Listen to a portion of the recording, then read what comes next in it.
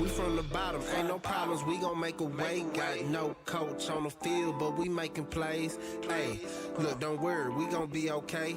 Hey, look, why? Cause we gon' make them pay. We from. What's going down, gamblers around the world? It's the coach representing Brothers and Bets, and I am back. Yes, I do still have COVID for a little bit, but I'm back. I'm feeling a whole lot healthy. I defeated this shit, and now I'm ready to get back to handicapping these games. But let me go ahead and introduce you to the guys that's going to help me out tonight. The man, the myth, the legend himself, Mr. Marley Betts, the man who's been carrying the throne for majority of the year. He is this year's year 6 of Brothers and Bets MVP. Marley, what's going down? Oh man, appreciate the introduction, my good brother. Glad to have you back, bro. Glad you're healthy. You know, you had your little COVID mishaps and whatnot, but most importantly, you back, you healthy, you feeling good. I survived. That's what matters. Yeah, that's what matters, bro. You are a COVID survivor. Because I sure was in that thing thinking like, damn, am I gonna die at 35? And niggas come to my funeral like, damn, P died of COVID. And in the history books, when your kids is asking about what happened with COVID in the world, and then one of my boys, he died from that shit. But I avoided that. I'm back in the action, man. And stepping up and filling in for me while I was gone, one of your boys who I heard who had a great day, Mr. Flat Top, a.k.a. Alex. Alex, what's going on with you? Nothing much, man. Glad, to meet the legend. Marley Betts talked you up, man. Sam trying the coach. Big shoes to fill, but I was just trying to do my best and, join the team. Bunch of winners. I appreciate it. I don't know what these records was when I did it, but that is from what I believe was. I don't know if we count that. That was week 0. It wasn't week 1. Hey, well, if we did a show, we just never changed it, so I kind of left it. You know what I'm saying? I figured like, fuck it. Because technically, you 3-3 is like being 0-0, so it's still 500. So however I didn't know how we was gonna handle that, so I just decided I would. Burbridge, we gonna get to that. That's gonna be try to get to that quick. Hey, Burbridge is my guy on Facebook in the college chat. He follows Penn State. Not Penn State. He's Auburn through thick and thin.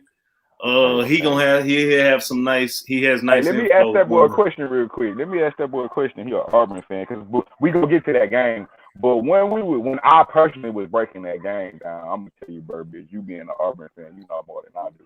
How the fuck does Bo Nix make you feel? Because when I was looking at that shit, I was like, God damn it, fucking Bo Nix, he's a fucking turnover waiting to fucking happen. Like all that talent around Auburn, I feel like quarterback is the position they just. Fuck if they had anybody else, but I don't know, man. Tell me from an Auburn fan. Man, let's just jump right into that one because that's really the prime time game. That's the highlighted game in my on our thumbnail for this week. We can just jump right into that. Let me get to these actual factions real quick. Burbridge, if you want to drop in and let us know what you think. So. While I'm looking this up, Auburn does because it's through the whole schedule. We were supposed to start off with UCF. Right. Auburn has a new coach, right? Because I know Gus Malzahn is at UCF. Right. Coaching, Burbridge coaching.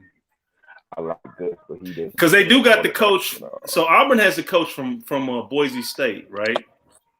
Auburn has a coach from Boise State. Of course, the white dude. The last coach, not the one that went to Washington, but this past coach. Right. The one they had last year. He left, and he's over there at Auburn. I didn't know who they hired, honestly.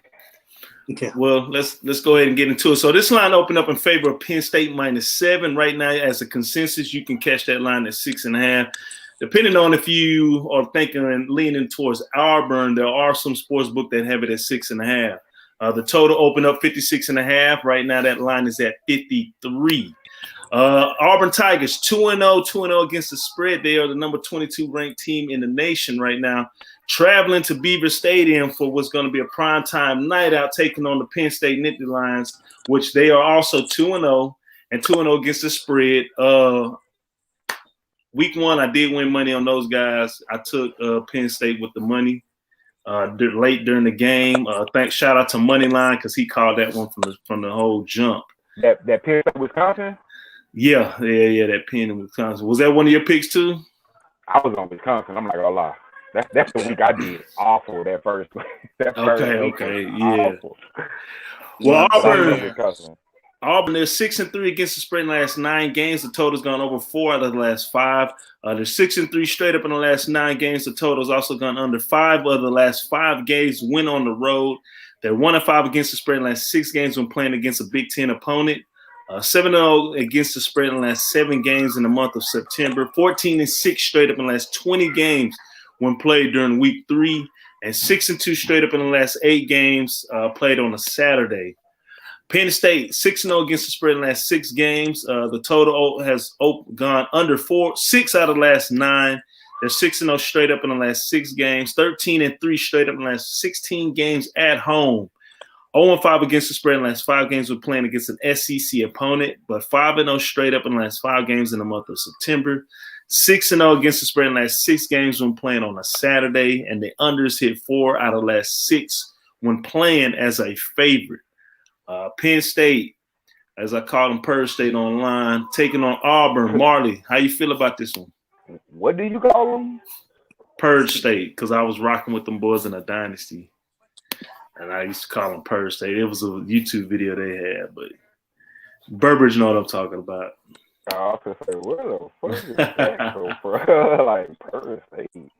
I got my notes up, but I want to find one more page I'm looking for. Well, while you do that, we got the injury reports. Shivers is questionable for Auburn. Wooden is questionable. Linebacker, he's questionable. Johnson at wide receiver, undisclosed. He's questionable as well for the game. And the DB by the name of Simpson is undisclosed as well. For Penn State, Lovett is questionable. Ellis is questionable. Isaac is questionable. DN. A lot of these guys are undisclosed. So, you know what I like to say. They college probably got hit with COVID or messing around with them little girls on campus. No pun intended for Penn State. No pun intended for Penn State. But make you cringe a little bit. But yeah. So you got your notes. You ready to go? Take it over. Yeah. There you go, right there. Just found it. All right. So this like I was saying earlier about Auburn. Bo Nix, man. Bo Nix is my only problem, and does play through 2 games. He's 29 for 39, 38 yards. Is that what I have? Oh, 300. My bad. 383 yards.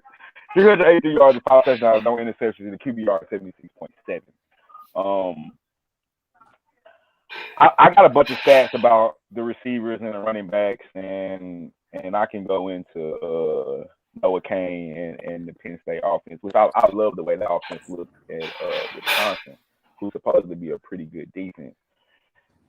Then again, man, I'm partial to the SEC. I think it's big boy football. I think Big Ten is also big boy football, but it's not like the SEC. And I know I said this when LSU went on the road to UCLA and they got their ass whooped by UCLA.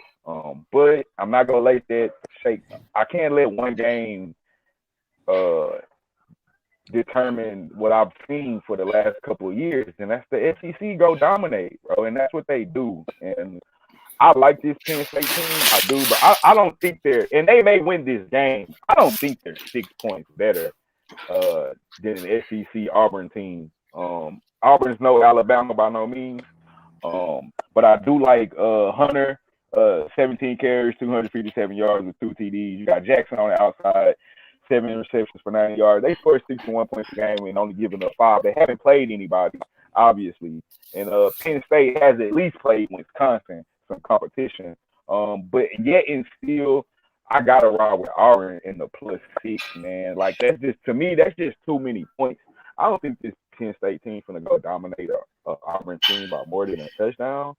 SEC team more than a touchdown. Like, nah, these big boys, he's gonna have to come here and play. Like, I don't think their offense is that potent. Noah Kane still coming off an injury. He's barely rushed for 100 yards. I'm talking about Penn State. 28 carries, 117 yards, 2 touchdowns over 2 games. And then, the quarterback Clifford for Penn State, he's decent. I haven't seen nothing to wow me. The person that does concern me for Penn State, like, Auburn got to keep Doxson. They can't let Doxson kill him, the receiver. 10 receptions, 167 yards, 2 touchdowns. He the key on that team. You stop boxing, you can control them. I'm still gonna ride with the SEC defense in Auburn. I just don't see how. I don't think they're 6 points better than this Auburn team. As much as I ain't gonna say I hate. As much as I don't think Bo Nix is that guy. He is a junior quarterback. He is a veteran. He's been in these hostile situations before, so I'm not worried about him going on the road and being nervous at Penn State. Like, I'm comfortable with +6. I just think that's too many points. Penn State might win this game, but I don't think they're 7. I don't think they're 7 points better than Auburn. I don't think they're 7 points better than none of the, I don't want to say top tier, but none of the good SEC teams. You know what I'm saying? Which I believe Auburn is in that top 5, probably behind Bama and Florida is a little jumbled up in there with those SEC teams. But Auburn should be in that mix. Still early in the season, so we really don't know. But I just think 6 points is too much here. All right. Flat Top, what you got? So Marley, I'm sorry. So Marley, official play, Auburn +6. Auburn +6. Okay. All right. Got you. My bad, Flat Top. Go ahead. You're good. So Marley basically took everything I was about to say. I think it's a good Auburn team. They haven't played anyone yet. Nix is a junior. Penn State obviously had that huge win over Wisconsin, but I don't think that Penn State is 6 points better than them. I would take Penn State money line, but that is less of a payout than Auburn +6. I think that maybe Penn State finds a way to win this game, but Auburn could beat Penn State, and I don't think Penn State is 6 points better than Auburn. Like, no way. Even at Penn State, I think Auburn keeps it close, and they even have a chance to win. So Marley basically took all the stats and stuff, but it comes down to SEC is a different brand, and I think Auburn's a good SEC team, so they should be able to stay within 6. So +6, I'm riding with Marley on this. Auburn should be good to go. Yeah, I'm the same. I'm gonna have to ride with y'all too. I might even take it a step and go official play Auburn money line. Again, the coach. I mean, it's a big. This line is a big overreaction to them going into Penn State and winning. Yeah, you got to know that's an interconference game. Yeah. The defense played well for Penn State when they went against Wisconsin. Yeah, the offense looked terrible. They got lucky on a couple of play action shots deep to number 5. And we got to remember last year, this is the same team last year that stunk it up in the beginning of the year, but then turned it around towards late. Auburn has a new coach that preaches disciplined football. Is very fundamentally sound. And they still got a lot of guys. They got a lot of athletes, especially on that defensive line for Auburn. This is something that Penn State hasn't seen in a while. They're still, Auburn's still in the race. Early in the season, they can score a lot of points. I'm going with Auburn with the 6, but I'm also take the money line, man. So hey, if y'all want to ride with the coach, let's go ahead and get this money line. That's an easy, good primetime victory. I just don't see Penn State keeping up with the scoring for Auburn. So the crowd go ahead. Your official play is the money line, or the official play is the 6 and you sprinkle something on the money line? Official play Auburn money line. Oh, wow. All right. Let them hang then, coach. It is. I can definitely see this. I can see this being like 34, 13, 17 type game for Auburn, man. They going to be a little, with that crowd going into the white, it's going to be a little janky in the first half. Second half, they're going to pick things up. They're going to make good adjustments. So I might sprinkle you. You definitely convinced me to sprinkle a little bit on it. For sure. I mean, James Franklin, I like him as a coach, but, right now from all I'm seeing from Penn State, and I'm watching the college scoreboard that I recorded over on Saturday right now, and they're showing the highlights of Penn State. Mm-hmm. They rely on number 5. They rely on number 5 and the defense. So I'm going to go ahead and take that. My thing with the defense was this, though. Wisconsin is not known for their offense. Wisconsin is a running power team. So is the defense really that good, or did they go? Not to say Auburn's offense is dynamic, but they definitely have better. I personally think, now this is an opinion, I think they have better athletes on the outside for sure. Running back can be questionable because Wisconsin puts out pretty good running backs. But as far as just pure athletes and speed, and I agree. Another thing you said, Auburn's D-line and Wisconsin's D-line is big difference. Two different things. And I'm looking at Auburn. Auburn got that speed, boy. I'm looking at their highlights right now. I mean, it is Alabama State, but they got that speed, man. So Auburn money line, give it to me. All right. Hey guys, be sure to like, subscribe, follow. We're trying to build our followers back up. This is college football season. We had a great weekend. Great weekend. Great. So be sure to subscribe. Let's get on to the next game.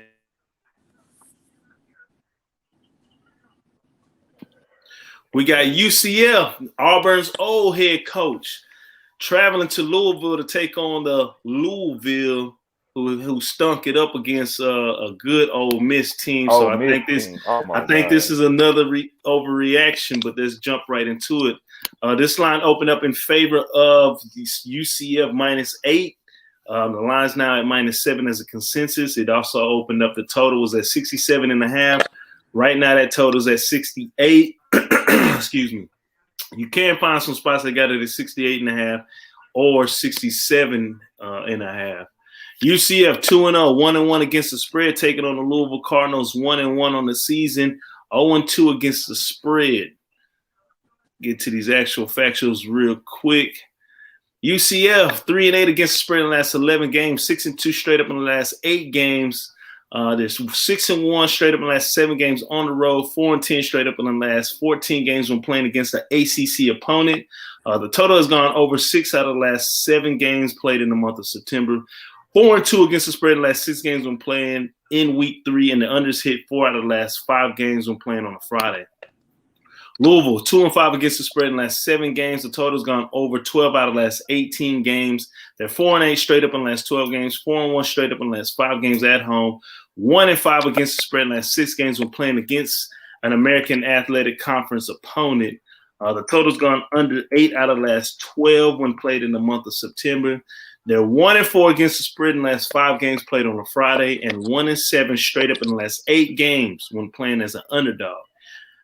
There are no major injury reports for UCF. I mean, D. Marks, he is questionable. He left the last game. I actually saw that whole game against Bethune-Cookman.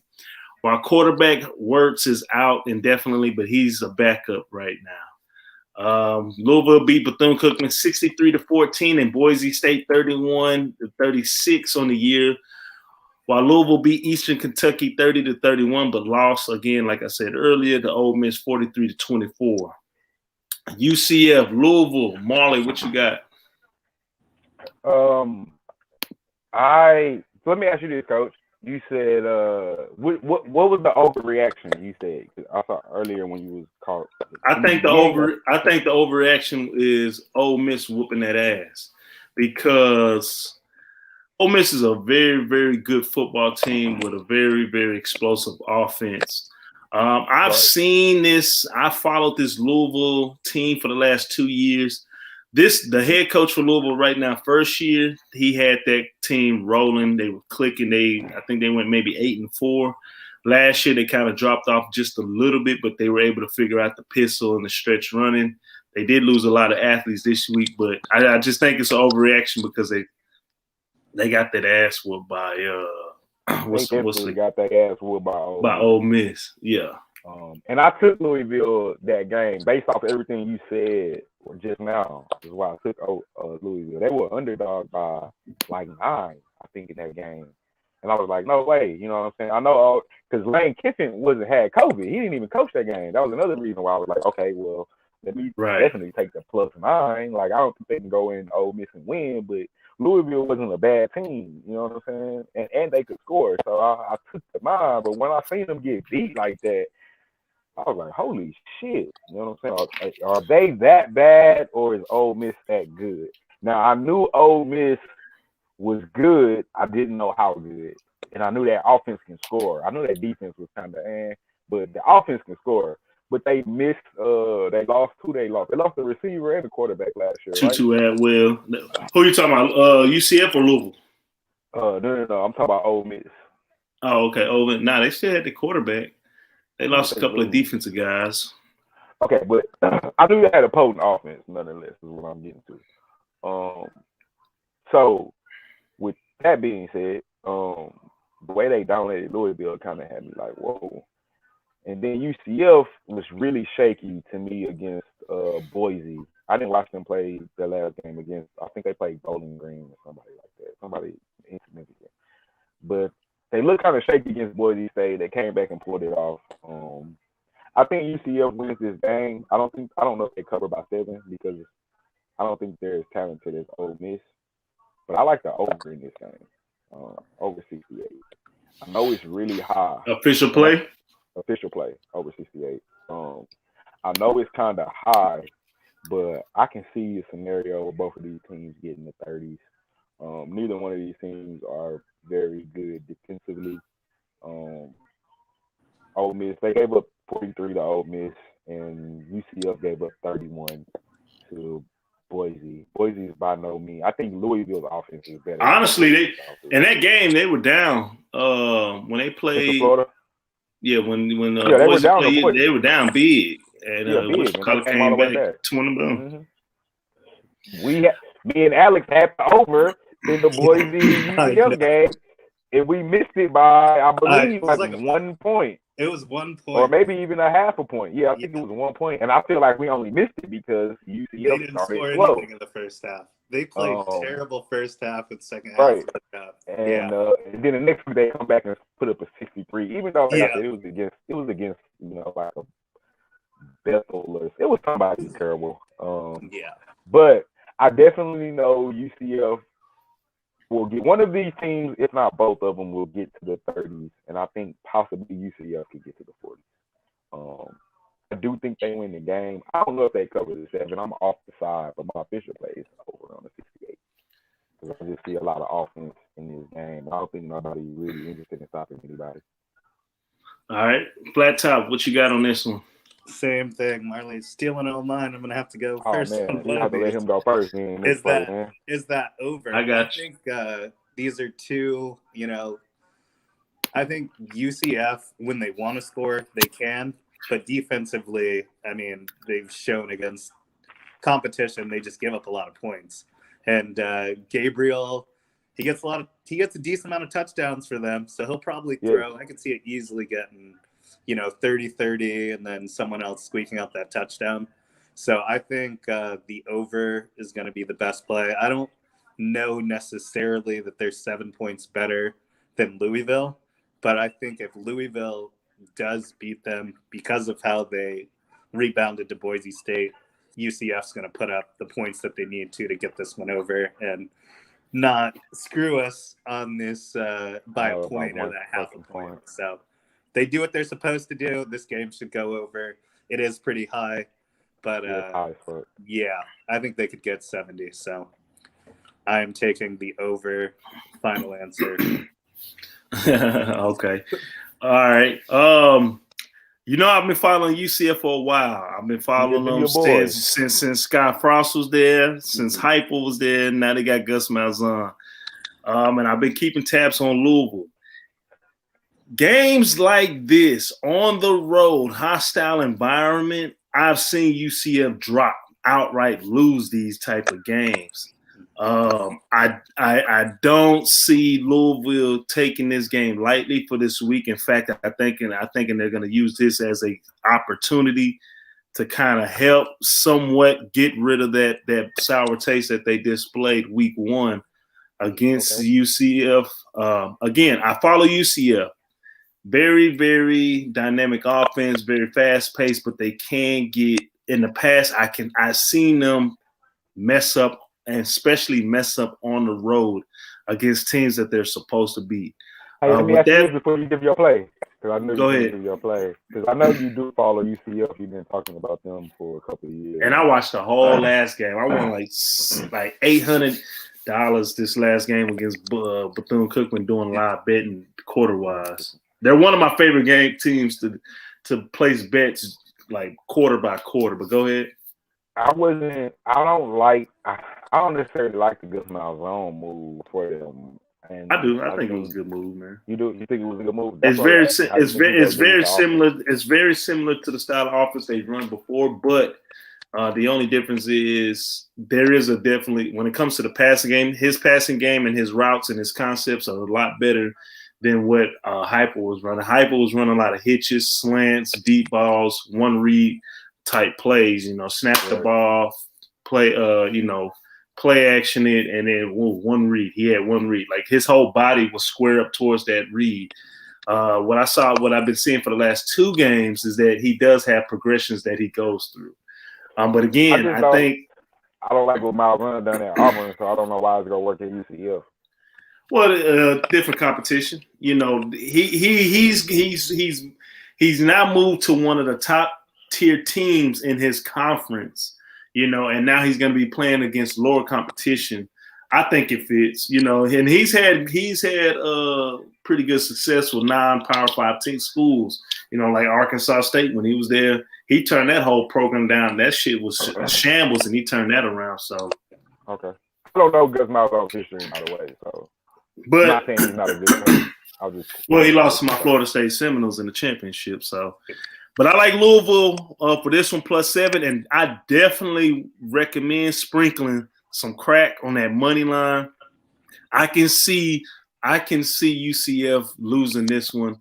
They do got to look some good defensive guys on UCF sideline, but they're very undisciplined, and I can see Louisville just kind of the athleticism, especially the recruits that came in with Lamar Jackson, and after Lamar Jackson, I call it the Lamar Jackson effect. I can still see those recruits stepping up and just out athleting UCF. And it's tough to play. It's tough to play in Louisville. And we talking about Louisville Friday night primetime. It's tough. History shows it's tough to play there primetime, especially if they go blackout. So I like Louisville. This is a good spot for Louisville. And it's definitely one of those spots for UCF to lose on primetime television on a Friday night. So, official play Louisville +7. Sprinkle some crack on that money line, fellas and ladies. All right, let's get to our next game. So far, I've been backing these underdogs. Let's see if that changed this one. Next game, we got Michigan State Spartans traveling down south to South Beach to take on the Miami Hurricanes. This line opened up in favor of the Hurricanes -8. Right now, that line's at -6. The total for this was at 59.5. Right now, that line's at 56.5. The Spartans coming off an upset victory week 1. Wasn't really an upset. It wasn't an upset. They beat the shit out of Northwestern. But, some people may were look underdogs. Yeah, they were. That was the underdog I picked week 1 was Michigan State. They were underdogs, and they were going against a Northwestern team that was just in the Big Ten championship, so going against Ohio State. So they're 2-0, 1-0-1 against the spread, while the Miami Hurricanes are 1-1, 0-2 against the spread. Get to these actual factuals. Shout out to the hardcore cat who fell from the ceiling at that game. Michigan State, they are 5-12-1 against the spread in the last 18 games. The over's gone over 5 out of the last 5 games from Michigan. The over's gone over 4 out of the last 6 when the Michigan State's on the road. It also has gone over 7 out of the last 8 games when playing in the month of September. Michigan State, they are 16-4 straight up in the last 20 games when played in week 3. But they're 3-12-1 against the spread in the last 16 games played on a Saturday, and 3-10 against the spread in the last 13 games when playing as an underdog. Miami Hurricanes, excuse me, 1-4 against the spread in the last 5 games this season. Oh, well, that also includes last season. They're undefeated 4 out of the last 6. They're 9-4 straight up in the last 13 games, 5-1 straight up in the last 6 games when playing at home. But 1-7 against the spread in the last 8 games when playing against the Big Ten opponent. 6-1 straight up in the last 7 games when playing in the month of September. And they are 1-4 against the spread in the last 5 games when playing as a favorite. Now, Michigan State does have some injuries. Collins, he is doubtful for this game this week. They do have a defensive end and a wide receiver, White, who are out with undisclosed, and a linebacker who's questionable. Well, those guys are questionable, but Collins is doubtful for this week's game. For Miami, Hodges, tight end, he's out for this game. Smith out indefinitely. Channing Jr., he was one of their flashy running backs. He's out for the season. And Knighton, another flashy running back, out for the first 4 games. So just because I follow Miami as well, I know De'Aaron King personally. They are thin at the running back position, and they haven't been showing any sparks. But Michigan State taking on Miami down there in Miami. Flat Top, what you got for this one?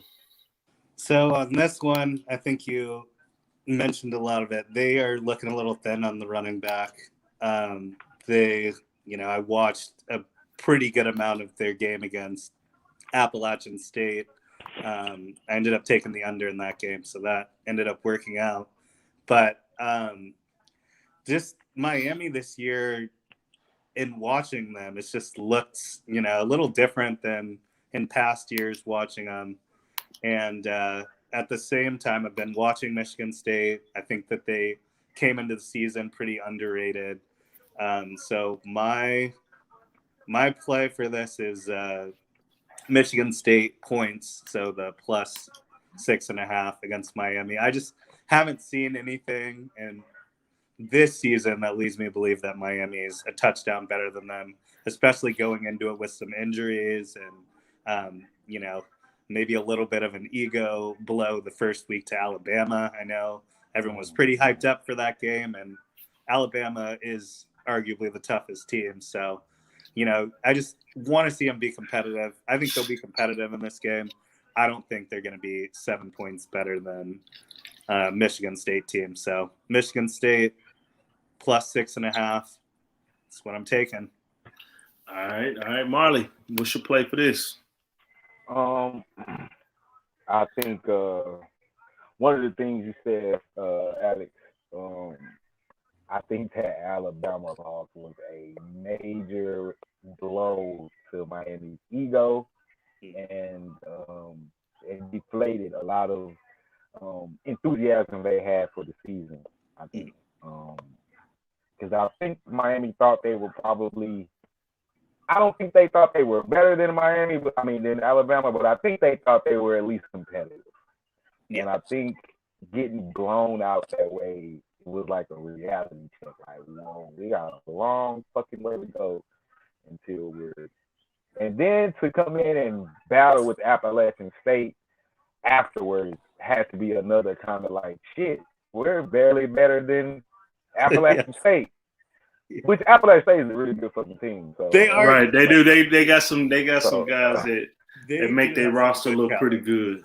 Yeah. Right. But I think only football people know that. Like, you know what I'm saying? People, your average fan, like my wife don't know shit about no Appalachian State. You know what I'm saying? She's probably never heard of no fucking Appalachian State. You know what I'm saying? Your average casual fan, I don't even think the average football fan really knows. They know Appalachian State from beating Michigan, but they don't know this Appalachian State, recent Appalachian State. But with that being said, I still think the blow of keeping that game close is still, even for people on our campus, I think it's still like, damn, we barely beat Appalachian State.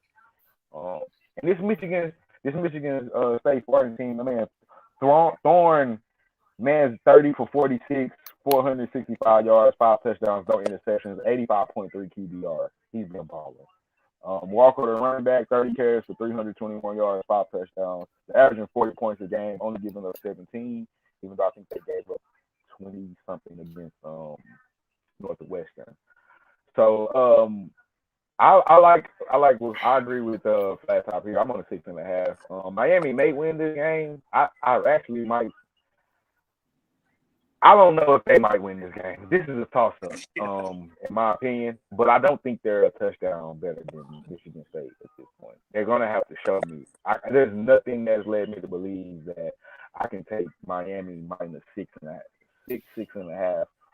No, they better be Appalachian State. I know they're a good team, but Michigan State is a good team too. Yeah. I think they're a better team than Appalachian State, or at least just as good on a neutral field. Yeah. Could Appalachian State beat Michigan State? I think it'll be a game, and if that's the case, this should be a game as well. But I think Sparty's a little bit better, honestly. And I think they're a little bit better. They're a little bit tougher on defense, or just as tough on defense. And if Thorne doesn't turn the ball over and play like he's been playing, they should at least be within a touchdown. So, I just think there's way too many points. I definitely think, as much as I like De'Aaron King, I haven't seen anybody else do anything, and he can't carry that team by himself. He's a little banged up himself over these first two games. Yeah, he's still coming off. He's still coming off that ACL injury, Right. so. And he took some hits in that Alabama game too. Man, he took some hits in this last game. I didn't even see much of the Appalachian State game, so I wasn't sure what they did to him. But I know, in Michigan State, I mean, Sparty's better known for being tough on defense than they are offense. I haven't watched a lot of them play this year. But Miami's only averaging 19 points a game. I know most of that is from Alabama, them shutting them out, but I think they only scored like 25 against Appalachian. 23. 23. Because I did a lot of betting on that game. Caught them when they were down. I was like, look, they're gonna go. They're at least gonna drive to get in field goal range. Caught them at a great line. That was a big come up too. But I'm on Michigan State here plus the 6.5, man, or 6. Excuse me, 6. Yeah, that's official for your boy. All right. I just like this. Man, I follow Miami. Miami, talent-wise, they might be kind of neck and neck. Miami should have the edge on them talent-wise. But I've been following them. You know, they get complacent. I'm not a fan of the offensive coordinator. Yeah. You know, he can coach himself out of a game very easily, very quickly, especially if they're down. I think, and we're talking about Big Ten football, you know, Blackwell, he ran the ball great for Michigan State week 1. Like I said, they came out surprising, guys. I'm going to have to take Michigan State. Now, Michigan State got a ton of transfers also from around the country. And I think those guys are sold into the program. They're 2-0, chance to go down to South Beach, get away from the weather up north, and kind of, you know, shock everybody. I'm riding Michigan State official play plus 6, but again, me personally, I'm going to put some on the money line, man, for this game. Miami went through 2 tough games. Alabama was a tough game. This Appalachian State game was a tough game, and what started messing them up was Appalachian State started sticking to their game plan. They finally went to their game plan, and they started pounding the rock with a veteran quarterback. So I like Michigan State. I'm with you guys. So far, a lot of my picks have been underdogs, but I think they might win this one, man, to be honest with you. I would not be surprised. I definitely would not be surprised. Well, Michigan State, yeah, I'm going to have to ride with those guys, definitely. Let's get to our next game. We got Virginia Tech taking on West Virginia. This line opened up in favor of West Virginia, a -3, and it's still the same. In fact, if you're a fan of West Virginia for this one, there's some spots that got it open -2.5. The total opened up at 46.5, and that thing has jumped up to 50 as a consensus. A lot of spots do have it at 50.5 or 51, so you can catch them there as well. Virginia Tech upset at North Carolina week 1, 2-0 against the spread, 2-0 on the year, while the Mountaineers are 1-1, 1-1 against the spread as well. Get to these actual factuals real quick. V-Tech, the under's gone under 5 out of the last 6 games. They're 5-2 against the spread in the last 7 games when playing against West Virginia. V-Tech 7-2 straight up in the last 9 games against West Virginia. The over's gone over 5 out of the last 6 whenever V-Tech's on the road. They're 4-2 straight up in the last 6 games when playing on the road against West Virginia. 5-2 against the spread. 5-2 straight up in the last 7 games when playing against a Big 12 opponent, and 4-8 against the spread in the last 12 games when played on week 3. West Virginia, the unders hit 4 out of the last 6 against V-Tech. 6-0 though, straight up in the last 6 games at home. Like I said, 2-4 straight up in the last 6 games against VTech, 1-5 against the spread again in the last 6 games in the ACC, 8-3 against the spread in the last 11 games in the month of September. And the total has gone over 11 out of the last 14 when they are playing as a home favorite. West Virginia taking on VTech. Flat Top, what you got for this one?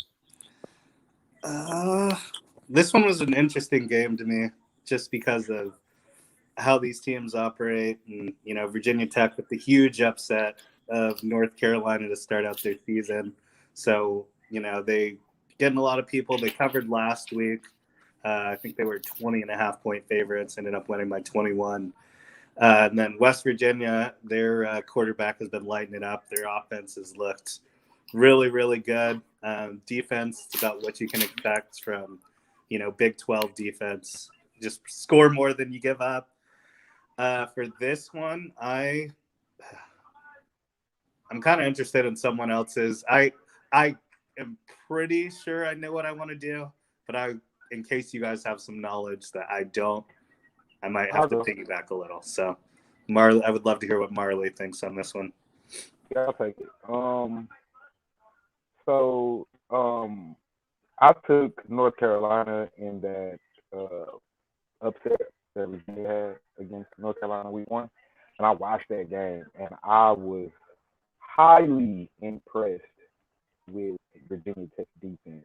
And what I had to question was, okay, is North Carolina that bad offensively, or was Virginia Tech that good defensively? And I think it's a little bit of both. I think Sam Howell, quarterback from North Carolina, they got a bunch of new receivers. Chemistry wasn't quite what it probably needed to be at that time. And Virginia Tech's a really good defense.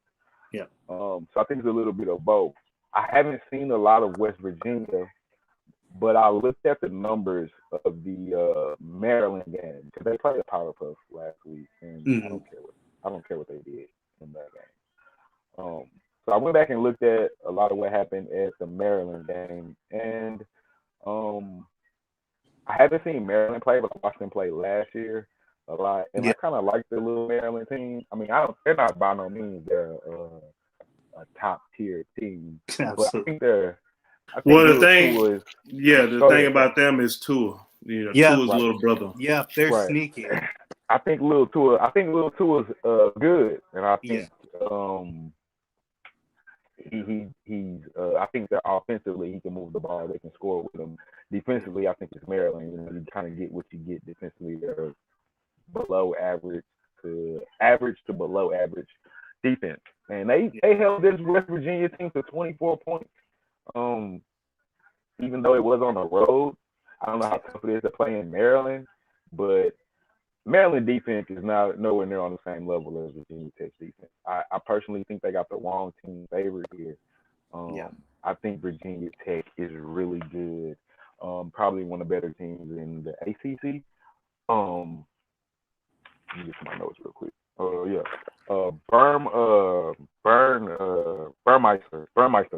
Burmeister. 26 over 2 games. 26 for 43, 311 yards, 2 touchdowns, interceptions, 70.4 QBR. He's been playing really good football. He's also leading the team in rushing with 17 carries and 94 yards of a touchdown. And then you got Turner on the outside with 8 receptions over 131 yards. I like West Virginia here. I like Virginia Tech here. I'm going to pull a coach move. I was going to initially say the +3, but I actually really think they can win this game on the money line. I think the wrong team is favored here. I know they're at home. Home usually worth 3 points. So I guess they're saying on the neutral field. Virginia Tech, these teams are even, but I don't think these teams are even. I think Virginia Tech is a better team. So I like Virginia Tech, and I like them on the money line. Official play. Yeah, I'm going to pass on this one. If I was to have a lean, I would definitely lean towards the team that can score more, which will be West Virginia, just because, that old Big Ten, West Virginia isn't the Big 12 team that scores points. Big 12. Well, they scored over 21 in the last 2 games. So one of those games were against a Maryland team that beat them. Because I know No, that not was Maryland. I'm talking tied. about Lithuania. Yeah, Maryland. They only scored 24. I mean, but that's what I was saying. Maryland's defense is not. I don't think VTech's going. Man, West Virginia is a hostile environment as well. So Yeah, that I do know. It is a tough place to play.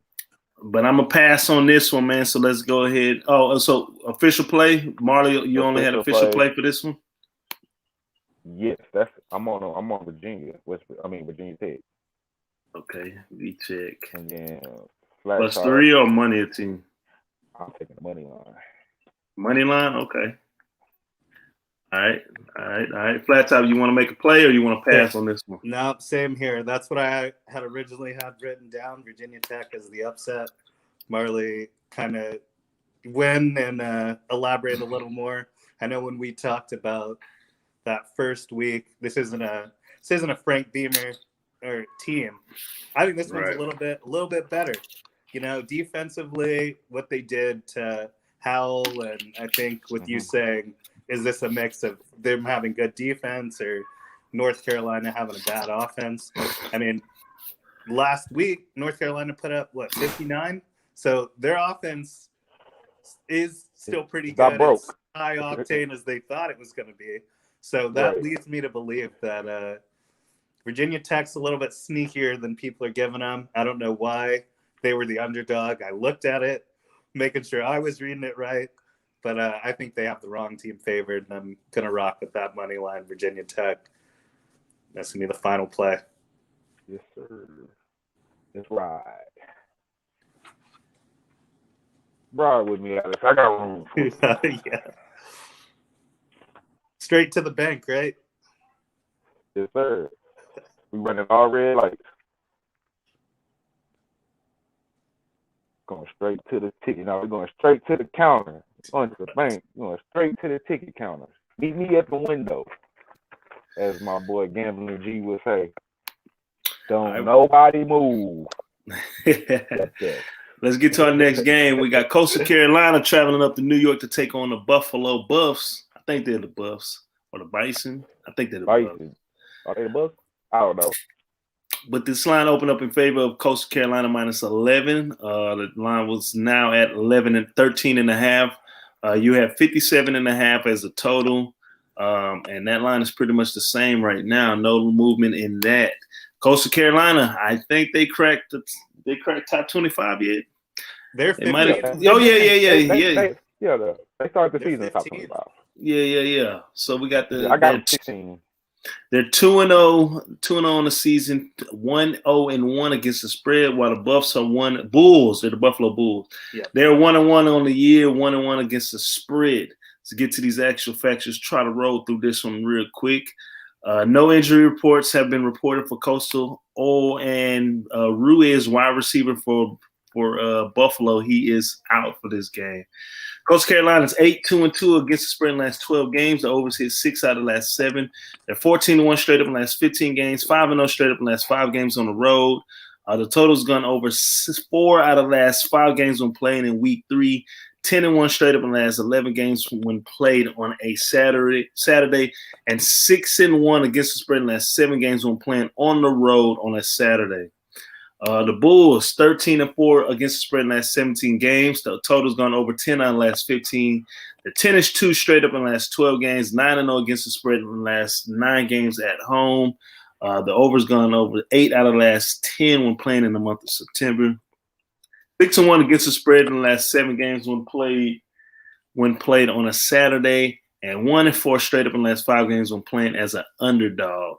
But they are 5-1 straight up in the last 6 games when playing on Saturday at home. Coastal Carolina, Marley, your team. I'm gonna let you go first on this one since that's your team taking on the Buffalo Bulls. What you got? As you said, this is my boys. You know what I'm saying? I discovered these boys last year, early in the season, caught them on the road. I can't even tell you how I discovered them. I don't know. I just remember looking up one day, like, who the fuck is this Coastal team? Fucking scoring points, and they have not let me down, maybe but like once in the last 2 seasons, all of last year and this year. And I'm gonna keep rocking. I'm not gonna give. I can give a bunch of stats and input. You know, McCall 33 for 40, 500, 7 yards, 3 touchdowns, 89.1 QBR. You know what I'm saying? I can. They're averaging 50 points a game, only giving up 18. They just came off a Big 12 Kansas team, which was I think early it seemed pretty good, pretty close, kind of a little bit, and then they just did what Coastal do, pulled away. A lot of people thought they probably wouldn't cover that because it was a Big 12 school. I mean, you know, Big D1 school. And I think the same as with this Buffalo team. Buffalo is a good team. They lost their running backs, who was like, that's what made them tick last year. They had 2 backs. I can't remember their names. One of them still might be there, but I know the actual guy is not there right now.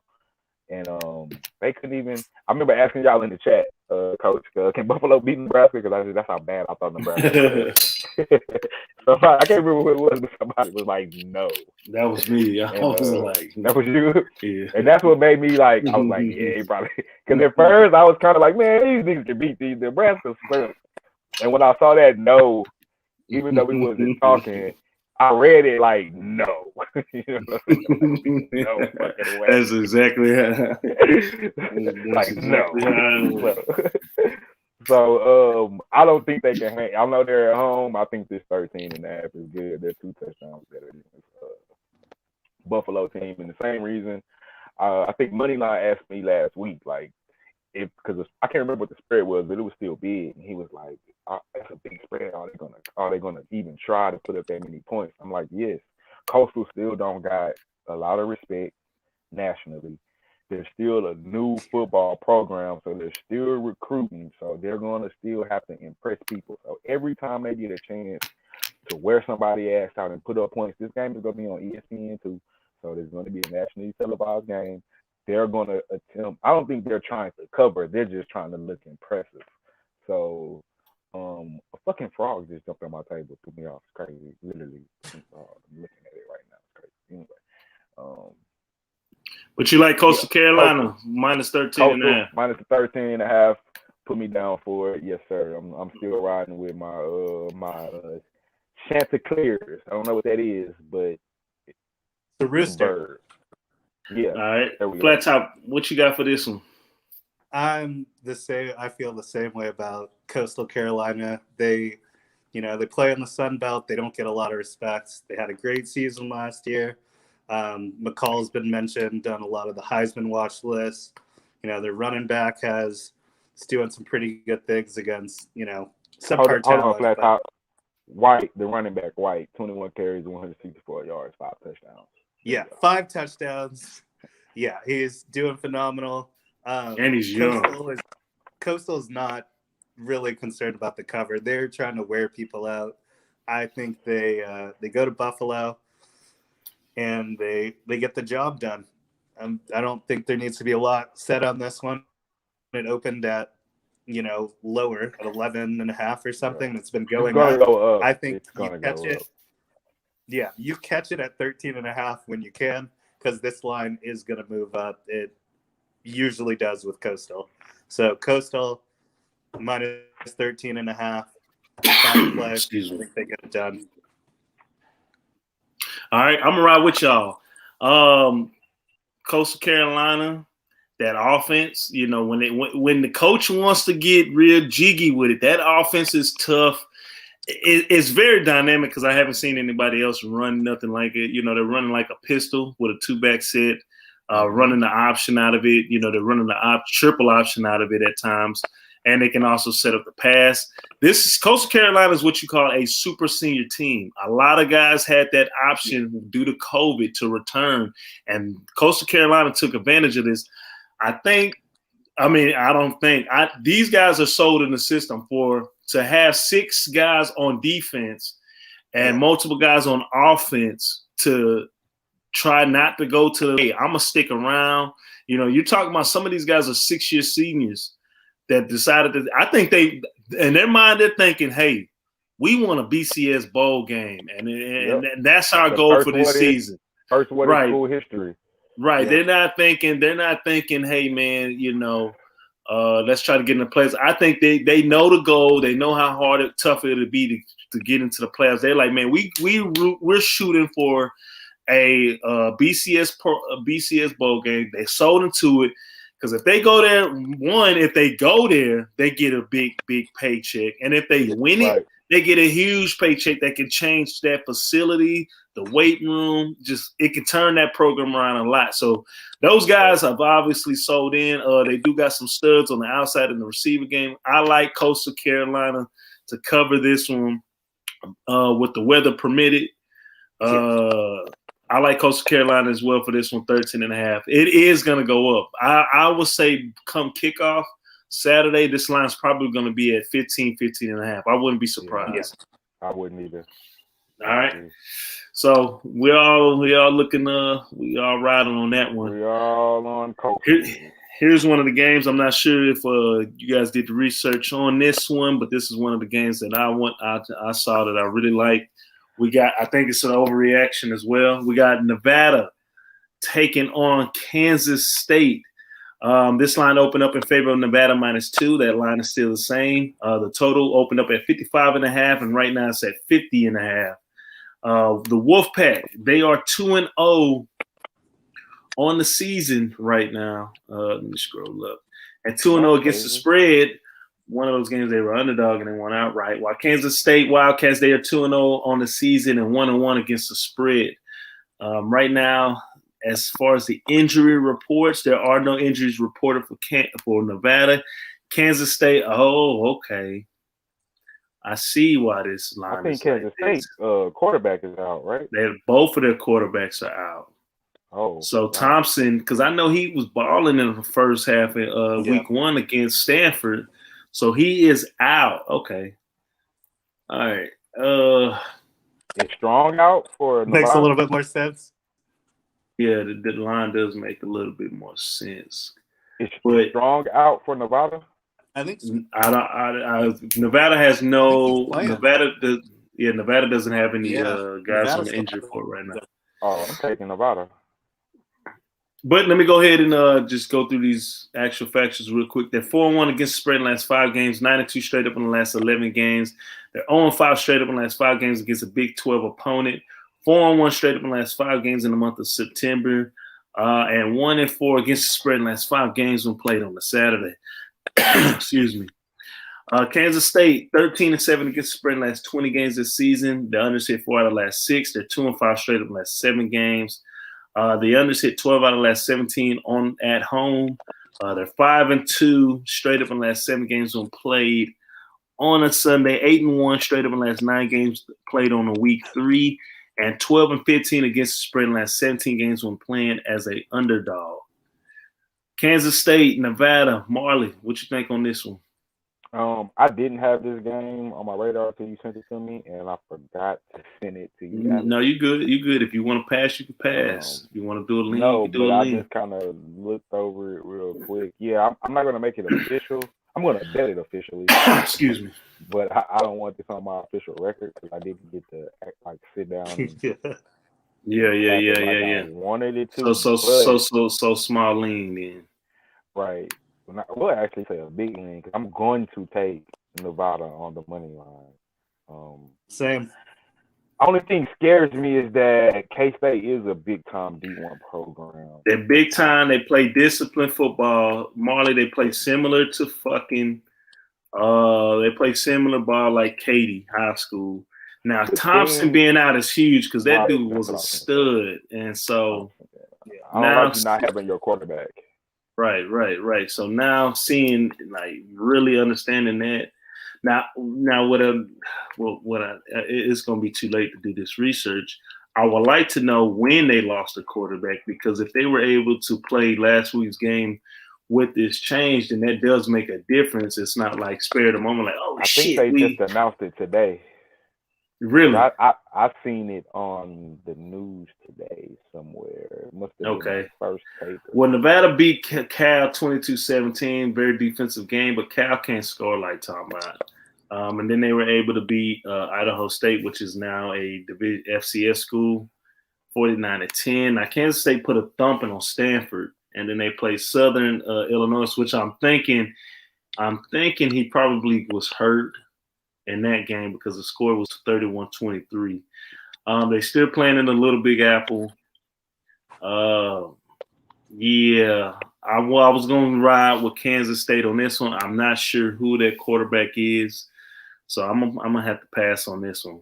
But Yeah, I would take Kansas State. They announced it today, though. If I'm not That's on me, because had I would have seen my research, I would have went and looked at the highlights of the last game and just seen if the quarterback was playing, but we don't have enough time. So he'll be with that back being at some point in the season, but he's out. Okay. Well, with that being said, we're just gonna go ahead and pass on this one. But if Alex and Marley do like Kansas State, we like Nevada. No, excuse me, Nevada -2. Leaning Nevada. No, yeah, that'd be the lean, but nothing official. Yeah, I'm just gonna pass on that one. All right, but I ain't passing on this one now. Let's go ahead and get to it. We got Bama taking on Florida. This line opened up at 15. Excuse me. This line opened up as 15. Right now, that line is at 15. This is weird. It's at 15, I guess. Back down. Some spots got it at 14 and a half. Last night, when I was looking at around 2-3 in the morning, it was at 15 and a half. So, I mean, I guess depending on who you like in that one, you better jump on it quick. The total opened up with 54 and a half. Right now, that line's at 59 as a consensus. The number one team in the country, Alabama, 2-0 on the year, but 1-1 against the spread. That was one of my picks I chose last week. I thought they was going to cover the 55 against Mercer, but they were unsuccessful. Give me a second. Let me pull this up because I did not have it pulled up. Florida, 2-0. They are 0-2 against the spread, though, because they played some teams that ended up giving them some very large spreads. Injury reports for Bama. Allen, the linebacker, DN, he's out. They do have a couple of guys out. Will Anderson Jr., the linebacker, he is out. He injured last game, left the game. They got a couple of guys out, but honestly, I've been watching Bama the last 2 games. None of those guys seem like were big factors. Now, Florida, everybody's going to have to see. Richardson did pull his hammy, breaking that touchdown against South Florida. So we do need to see what's going on with him. While Dean III, he is questionable for undisclosed information for Saturday's game, and they lost another DB Hill out for the season as well. Get to these Bama actual factuals. 9-3 against the spread in the last 12 games. The unders hit 4 out of the last 6. They're 10-0 straight up in the last 10 games. 9-3 against the spread in the last 12 games against Florida.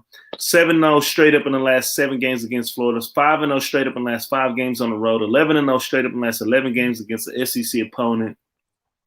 2-7 against the spread in the last 9 games played in the month of September.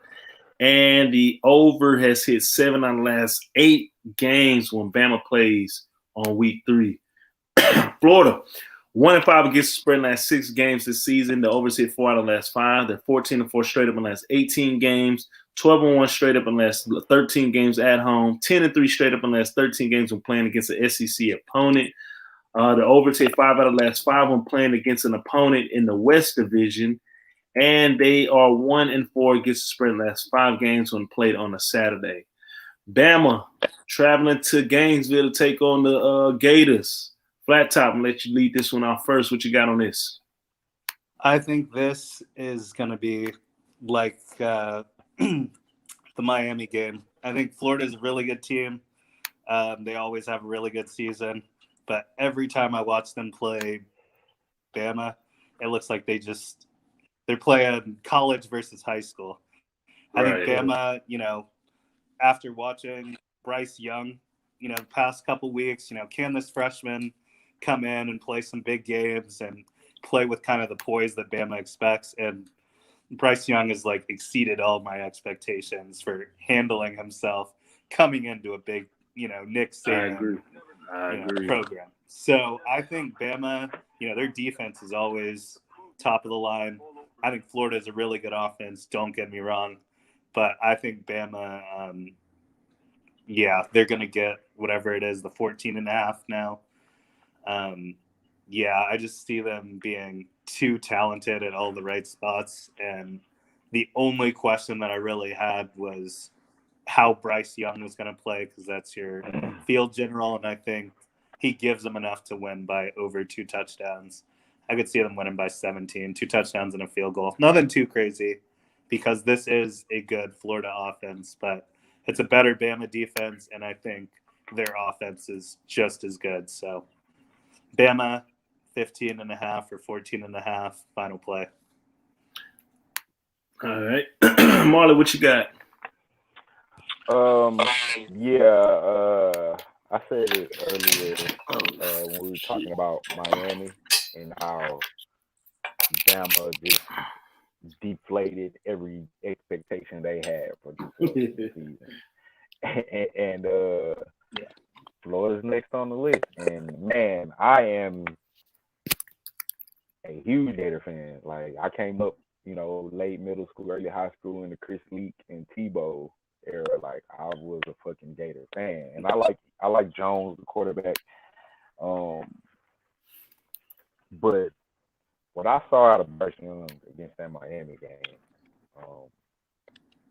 and we already know, like, everywhere else they stacked, bro. They're gonna have the best receivers, the best running backs, the best defense, the best linebackers, probably not the best DBs that probably go to LSU, but everywhere else they're stacked. They're the best at everything.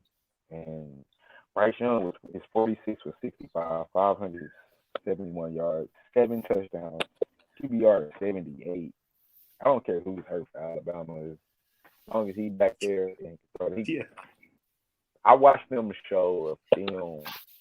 I'm on Bama minus 15 official play before I get out of it.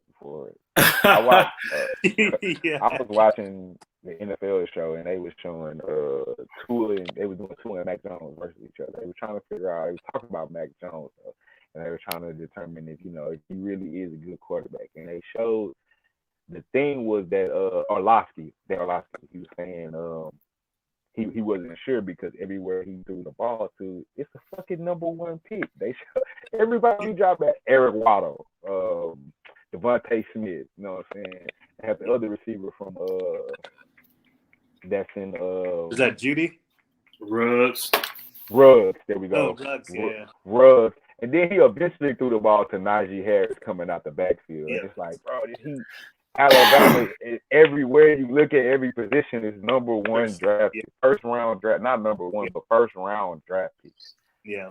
So it's just like, as good as Florida is, and I don't know how good they are yet. So, but at their best, on their best day, they're still probably not 14 points. They're still 14 points behind Alabama.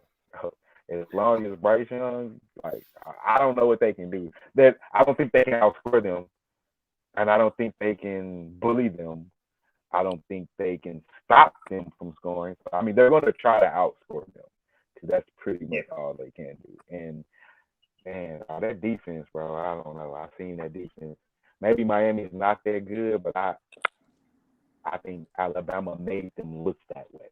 Not necessarily they're not that good. Alabama, they might not be that good, but Alabama made them look really bad. And so this Alabama team, man. So Bama on the spread. Man, Bama on every spread for the rest of the season. Bama's one of those teams, man, that I definitely do make a lot of money betting on them quarter by quarter, just because I know how they play. I'm all over Alabama as well, minus 15.5. Shit, if it was at 17.5, I'll still be on Bama. Right now, there's some internal controversy going on with the quarterbacks. You got some coaches want Richardson to play, someone what's his name, Jones to play. And I think the shining by Richardson is fucking with the way Emory Jones is thinking now. Now with that hamstring situation, that's huge, because I think after that game they're like, okay, we got to start this Richardson cat. Like, he's ready to go. Whoever gonna start, the other one is gonna play the week after that, because he's gonna get punished. Yes. I mean, these are grown men, man. These are grown men for Bama, especially number 48 playing D-Tack. I don't know his name, but about to say who the hell is 48, dog. 48 that dude is huge, and he moves like a linebacker. So come on, bro. That's unfair, bro. He unfair, bro. And like Flat Top said, he made pretty much all my points, you know, especially when it came to Bryce Young. Man, Bryce Young showed me everything. I was like, yo, this kid's legit. Yes, he looks bro. so poised and comfortable in the pocket. It doesn't look like he's a redshirt freshman. I mean, he's a true freshman, but it's redshirt. And you know, Miami tried to speed him up because, like, that's what you try to do to a freshman guy. I think they look poised. I think they go in here, they take care of business. I think these are the type of games that the players for Alabama get amped up for, and I think Bill O'Brien, this is gonna be his chance to really show what he can do. One thing I want to say about this is, you notice Bill O'Brien in the booth, right? You know why that is, why that's going down, huh? I don't know why he in the booth, but if anybody buys that Bill O'Brien can call plays based off of Alabama team where he has the best players at every position in Alabama. No, I agree. I agragree, but I'm saying, you know why he's in the booth, right? Because you know he's a hothead, and Saban's a hothead, and the last thing he wants is the media to see Saban blow up on his ass, because I can see that. Because catch him at a bad time, fucking Bill O'Brien gonna go the fuck off. Yeah, so I think he was advised. Yeah, I think he'll take it over. I think they want to keep the arguments on the headsets. So that makes sense. I can see that. But I'm all over Bama on this one. Minus 15 I and would a half. love to see that, though. Because Bill O'Brien, like, motherfucker, I've been in the league. I'm not going to take no shit. You got me like, I ain't none of these assistant coaches. Well, I'll tell you one game that kind of shows you. One game last week that kind of told me that, okay, yeah, that Saban effect is real, and Saban be having a chain on his OCs and his DCs. That performance I saw from Sarkisian in Texas when they went to Arkansas. Sarkisian was running plays I never seen him run at Bama. Absolutely. And I'm like, okay, that's the Nick Saban. That's the Nick Saban effect. That's exactly what it is. But let's get on to the next game. Go ahead. Go ahead. Remember, at one point, Saban didn't even want flashy quarterbacks. He just wanted a motherfucker that was going to manage the game. Right. Saban don't be going off all that shit. He just now let niggas put up points the last 3-4 years. Exactly. So, yeah. All right. That's all I was going to say. Let's try to get through this, man. I don't know if y'all were able to study for this one. We got Mississippi State taking on Memphis. This line opened up. Oh man, they refreshed it. So the website that I get my lines opening up, they always refreshing. But Mississippi State opened up as a 3-point favorite. Right now that line's at 3.5. You can expect it to move even more. 58.5 was a total that opened up. Right now that line's at 64. Excuse me. Mississippi State 2-0, 1-1 against the spread, while the Memphis Tigers are 2-0 and 1-1 against the spread as well. Quick injury reports right now. Wide receiver Wilson is questionable with legal problems for this game, while Memphis has Joseph D. Lyman. He is questionable. Watkins, the running back, is questionable. Gunnell, he's actually the quarterback that came from St. Pius down there, broke a lot of records. He's out indefinitely. So I know they went into that game. Let me ask you something. Is our boy the quarterback, the coach over there? I think he is. What's his name? For him, the quarterback. No, from not Leach, from Memphis. The quarterback the old quarterback from A&M, Sumlin. I think Kevin Sumlin. I think Kevin Sumlin's over there because Gunnell is a Sumlin guy. I don't know where he left after Arizona. Let me see. I don't know what happened to Sumlin after Arizona. If I'm not mistaken, I don't remember. To be honest with you, I don't remember you adding his game, so I have nothing. I didn't see it, so I didn't even catch his game. Where is he at right now? But yeah, I don't know what happened to Sumlin after he left Arizona. Because I want to say that's who Memphis got right now. while I pull that up, I can pull it up real quick. Yeah, pull it up because I'm on his Twitter, but it's taking a little sec.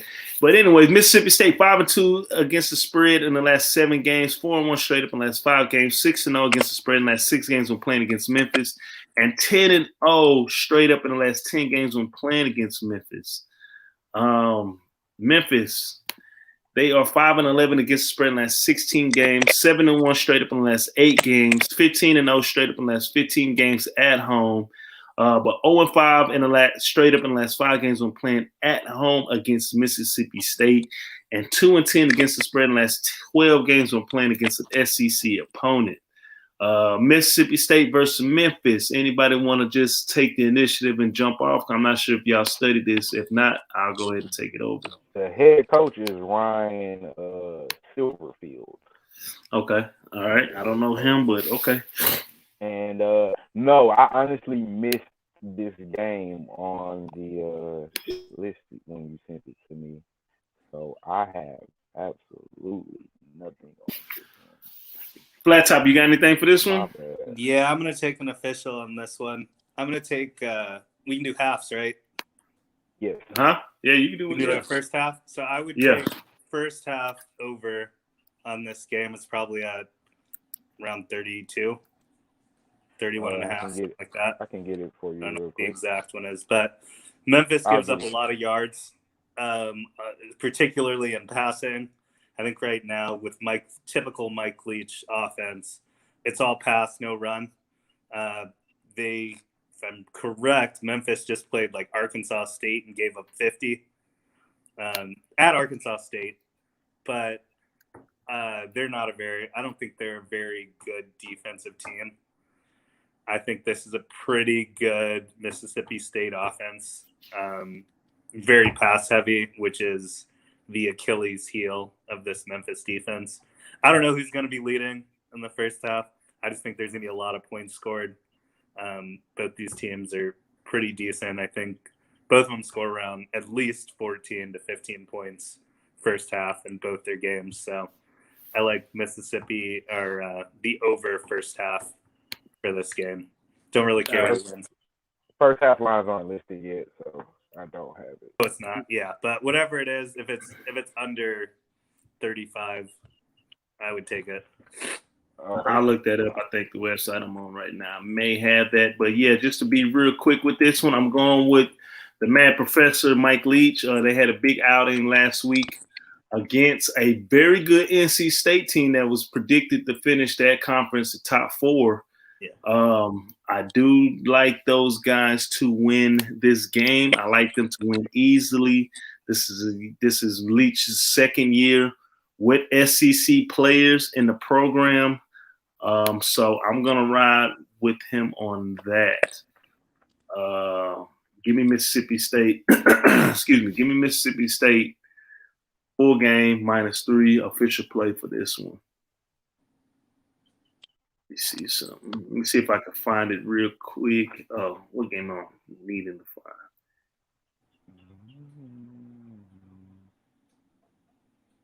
So many games. Yeah. So many games. You wager don't have it yet. That's fine. Whatever it is, you can put it down. Whatever they mark it as. Some spots do have it. Like I got it right here. Give me 1 sec. Let me see. What is it? They got it 31.5 is the total. 31.5. I take it. All right, let's get to the next game. We got Virginia taking on North Carolina. This line opened up in favor of North Carolina. Let me see what it was real quick. I'm all over the place. This line opened up at -10 in favor of North Carolina. Right now, that line's at -9. The total opened up at 62.5. Right now, that line is at 67 as we speak. Virginia Cavaliers on the Bronco Mendenhall. They are 2-0, 2-0 against the spread, while the Tar Heels are 1-1 coming off that upset loss. Well, they bounced back last week, but they did come off that loss week 1 against VTech.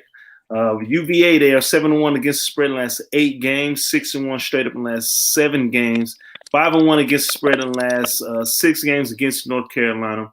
4-1 straight up in the last 5 games against North Carolina, but 0-7 straight up in the last 7 games when playing on the road. North Carolina, they're 2-5 straight up. Against the spread in the last 7 games. The overs hit 7 out of the last 10. They're 12-5 straight up in the last 17 games. The unders hit 11 out of the last 16 games against Virginia. North Carolina's 8-1 straight up in the last 9 games this season. Injury reports right now. UVA Neal, the Bill, the third at wide receiver, he's out with ACL, as well as Davis, who was out right now as well. UNC, Corals, wide receiver, out indefinitely. Brooks, the running back, he is questionable for this game. And Kraft should be returning. He is questionable for this game as well. North Carolina taking on Virginia Cavaliers. Marley, what you got? Oh, give me 1 second. Flat Top, go ahead real quick. I'm trying to find mine. All right, Flat Top, what you got for this one? For this one, I am going to take the points Virginia, actually. I think they're going into this a little disrespected. I think this is a better than anticipated Virginia defense. Armstrong has been phenomenal on offense. I think they could get points. Could easily see someone taking the over in this because UNC is high-powered. Virginia has been pretty good. But I think that they're better than advertised. I think they'll keep it pretty close to this North Carolina team that's going to try and claw its way back up to show that it belongs at the top of the ACC. I think North Carolina will win, but Virginia is going to remain in this game, and Armstrong's going to give him a chance with his arm. Between him and I think Wicks is their receiver. He's got a couple touchdowns. They'll keep it close. They'll make it a good game, and Virginia to stay within 9. So Virginia +9, final play from me. Okay. There we go. I'm back. All right. Let me get my notes together for that one. I like the 9 too. I agree with you. I think Virginia is completely being disrespected with 9 freaking points. I don't think North Carolina showed anything to be favored against Virginia by beating Georgia State. What was Georgia State? You got upset against North Carolina 17-10 and looked awful doing it. Meanwhile, Virginia beat a William and Mary team. That's no credit there. But then you beat an Illinois team that looked decent against Nebraska. Yeah. At least, I think that's better than a Georgia State. And I followed this Virginia team last year. They can score offensively. Yeah. They'll put up points. I don't know with this North Carolina. I'm confused with this North Carolina team. I don't give them credit for the Georgia State team, and they looked awful at Virginia Tech. Now that was the first game of the season, and Virginia Tech may be a lot better than I definitely anticipated, especially defensively. But they couldn't do shit. I want to take the over here, but I don't know how good North Carolina offense is anymore. Yeah. Not that I don't know how good it is anymore, but I just need to see it against at least a decent program. Score 20-something points. They only gave me 10 against Virginia Tech. I don't know. Is Virginia Tech defense that good? I think it's going to be good, but I don't know if it's that good. But whether here nor there, I'm going to take the +9 as an official play. Way too many points. I actually think Virginia can go in there and win outright, to be honest with you. But their road record shows that they don't play the same on the road as they do at home. That's what's stopping me from taking the money line here. But I might sprinkle a little bit on it. I'm going to watch this game because I don't think North Carolina is who we thought they were. I think they lost a lot on the outside, and it shows. And I think that +9 is just way too many points. I think that's so disrespectful. I'm all over this 9, bro. This should be crazy. 9 points. It's way too many points. Especially Armstrong. He's playing good football, man. 48 for 67, 744 yards, 7 touchdowns, 1 interception, 76.3 QBR. So, and averaging 42 points a game. The over is a lean. I want to give an official. Yeah, I'm going to take both plays. Officially on the +9 and officially on the over 65. All right, Marley likes the +9 and the over for this game. All right. Let's get on. Let's try to get this rapid fire real quick if we can. We got 4 more games left. Do you have a play for this? Did you give a play for this? Nah, I'm going to pass on that. If I was a lean, I'd take UVA, but I'm going to pass on that one. We got Charlotte taking on Georgia. Georgia State, this line opened up in favor of Georgia State -2. Right now that line's at -4. The total opened up at -61.5. That total now is sitting at 63. Charlotte, they are 2-0 against the spread, while the Georgia State Panthers are 0-2 and 0-2 against the spread as well. Injury reports for Charlotte. Robinson, the DB, he is out, as well as Howard, the questionable. Excuse me, they're both questionable for this game. Charlotte, they're 4-2 against the spread in the last 6 games. They're 3-17 straight up in the last 20 games on the road. 1-4 straight up in the last 5 games when playing against a Sun Belt Conference opponent. Georgia State, they're 4-2 against the spread in the last 6 games. Their total has gone over 5 out of the last 7. They are 0-5 in the last 5 games when played in the month of December. And 4-2 against the spread in the last 6 games when playing as a favorite. Georgia State taking on Charlotte. Flat Top, let you start off with this one. Do you have a play? I am going to take the upset in Charlotte here. Georgia State has looked terrible. I think they played Army first game. They played Army. Whooped. And I took Georgia State in that one. And as soon as the game started and I kind of watched them take the field, I instantly regretted that. I took a money line. But I think this Charlotte team, they beat Duke. Me and Marley, we talked a little bit about that at the beginning, little brother. Chris Reynolds is a senior. I think he wants to go in there, show out. I just don't think Georgia State's that good. I don't know why they're favored by 4. I think Charlotte's going to go in there. I have no problem taking them money line. Just the way they've been playing, the way they've been playing up, and against the competition. And Georgia State, to me, just hasn't looked very impressive. So Charlotte, money line, final play. That's it for Flat Top. Marley, you got a play for this one? Yeah, I'm right there with you. I'll make it quick and sweet. I'm not going to go into too much. I like Charlotte here on the money line. I don't know what Georgia State is going to be a 4-point favorite against anybody. I like Reynolds. I like the senior. I think he's trying to go out on top in his senior year. I like the Charlotte team to go in there and take it as Georgia State. But I like the money line as well. All right. I do have a no play for that one. So let's get on to the next game. We got Tulane, and this on me, man. I didn't tell you these games, but we got Tulane taking on Mississippi. Ole Miss. The line opened up in favor of Ole Miss -15. That line now is -14.5. The totals at 77.5. Right now it's at 76. Excuse me. Tulane 1-1 on the year brought that OU down to the wire, but OU went up big. They was up at half by more than 21 because I took them -21.5 for the first game, but then they allowed them to come back, got complacent. But Tulane are 2-0 against the spread, while Ole Miss a hot 2-0, 1-0-1 against the spread on the year. Lane Kiffin should be back from COVID right now. Let's get to these injury reports right now. Tulane have no injuries listed, while Brown, he is out indefinitely right now for Ole Miss. Actual facts is Tulane, they're 8-2 against the spread in the last 10 games this season. They're 0-5 straight up in the last 5 games against Ole Miss, 1-4 straight up in the llast 5 games on the road.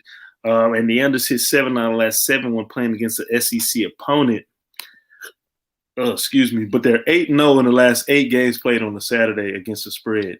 Ole Miss 6-1 straight up in the last 7 games this season, 5-15 against the spread in the last 20 games this season, but 5-1 straight up in the last 6 games when played on a Saturday and as a home favorite. Ole Miss taking on Tulane. Let you start off with this one, Marley. if you have anything, I know this is one of your squads. Yeah, I like Ole Miss. I didn't have anything because I didn't know we were doing this. So, yeah, you gotta let me know, Coach.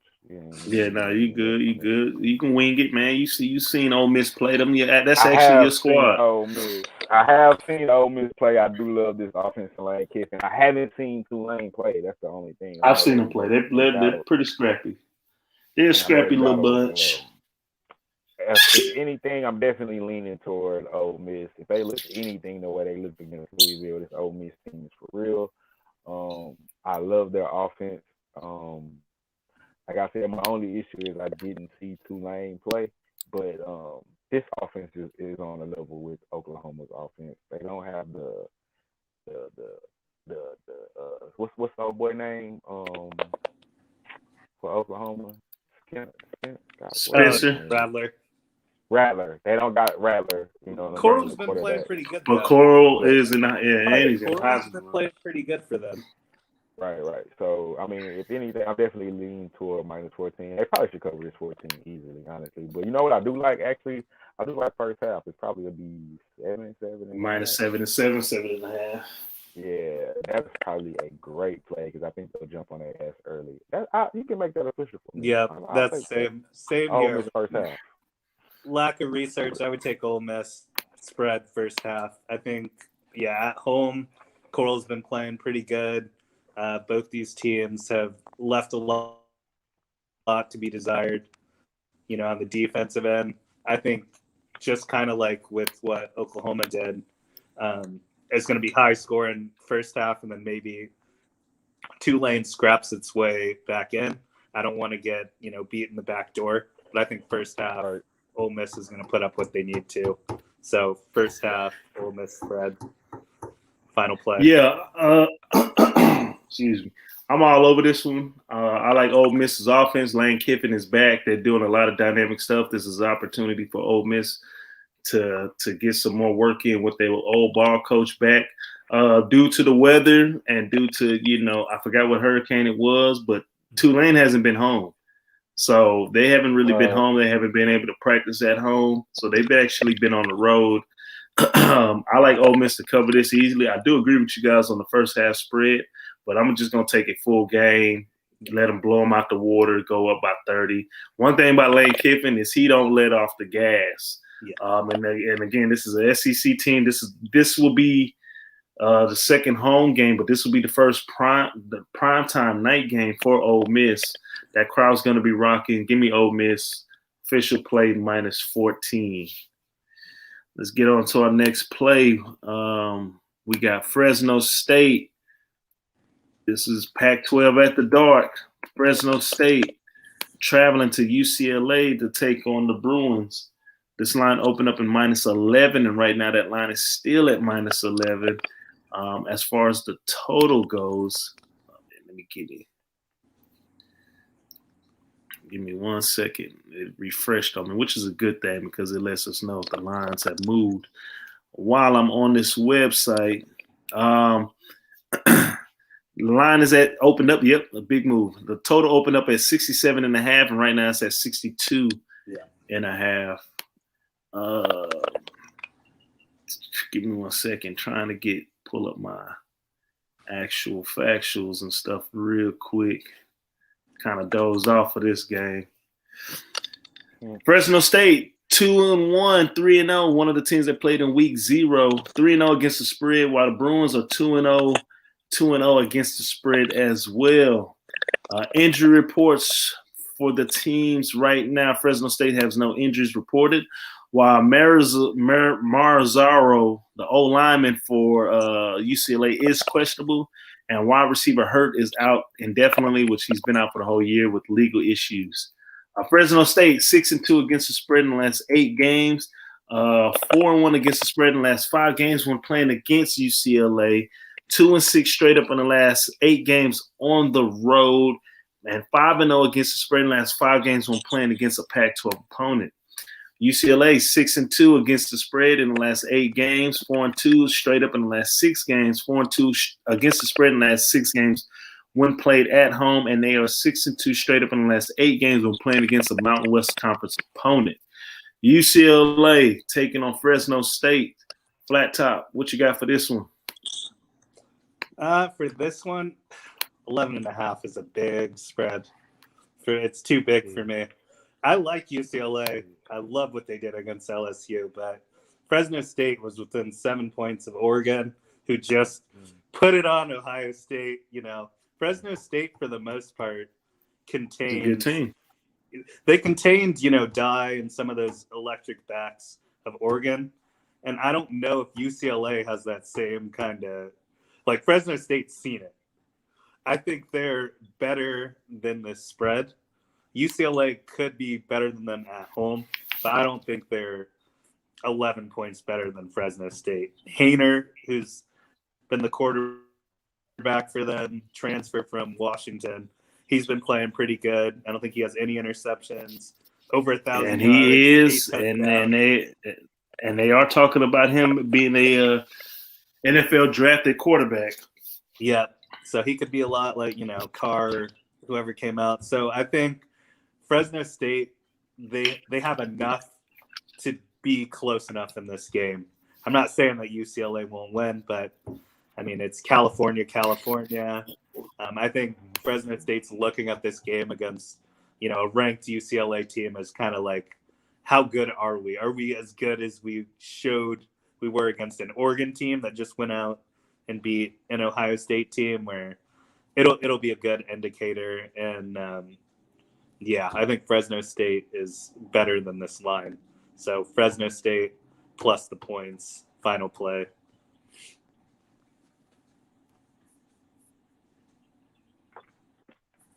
Marley, what you got for this one?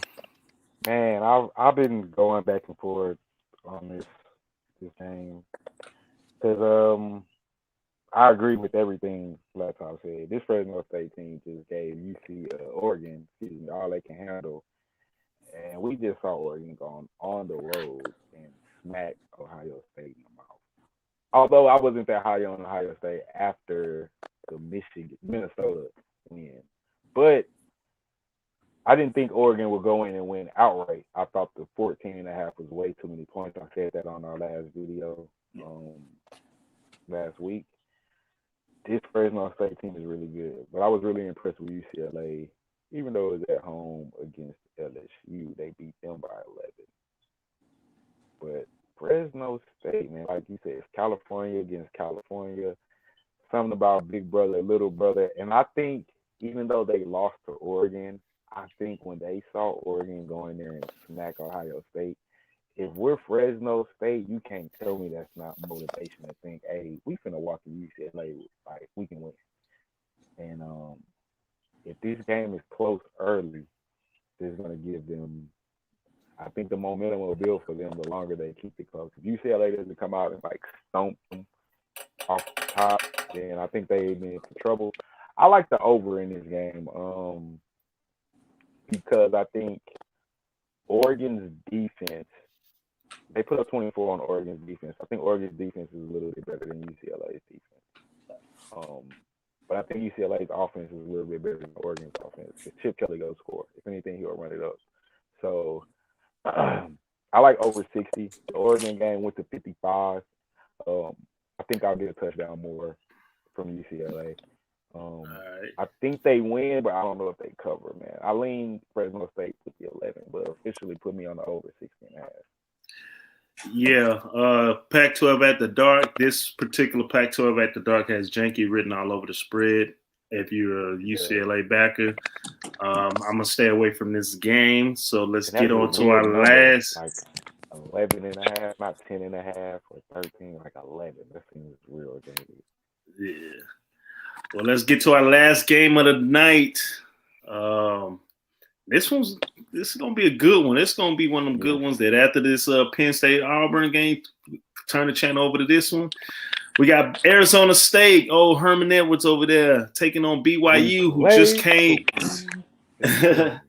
just came off of a big upset rivalry, which I put 500 money line on these boys. It was at 225 plus for BYU. And we was on the phone before the game kicked off and talked about this. You liked them put with the points. That was your official play that you did on the show. Arizona State opened up as a -2 favorite. Right now that line is at -4, 4.5. What do I have right there on this thing?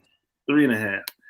So you can. A lot of places do have it at 3.5. In fact, so we're gonna just ride with that one. The total opened up at 53.5 and 51.5 on the road. I mean, as the total right now. Arizona State 2-0, but 0-2 against the spread. While the Cougars are 2-0 on the year, 1-1 against the spread. Get to these injuries reports real quick. See if they have anybody listed. Wow. Arizona State got a lot of people injured. Not sure if a lot of these guys are starters, but I'll go through the list. Johnson, a D lineman, he missed last game against last game. He is questionable. Badger, he is probable for this game, undisclosed. Banks, he missed the last game as well. He is questionable. Nagata, he is probable, the running back. Another defensive lineman, Norman Lott, he is probable for this game. They also has a tight end, Ray. He is questionable. Trey Yanum, running back for Arizona State, he is probable.